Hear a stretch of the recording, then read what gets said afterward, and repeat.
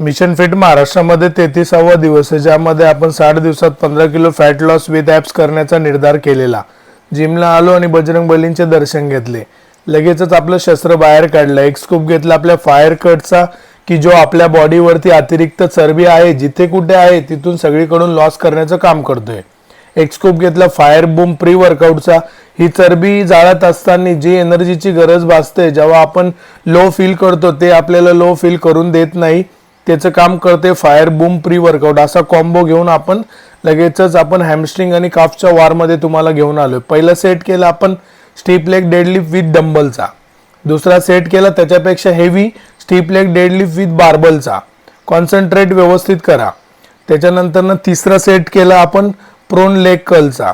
त्याच्यानंतर चौथा सेट केला आपण काफसाठी सीटेड काफ रेजेसचा आणि अशा तऱ्हेने वर्कआउट संपवला।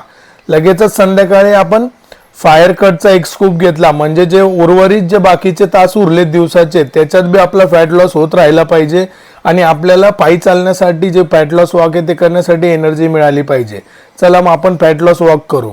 आज जवळजवळ 5 ते 6 हजार स्टेप कंप्लीट करून अशा तऱ्हेने आजचा दिवस संपवला। भेटू उद्याला। जय शिवराय।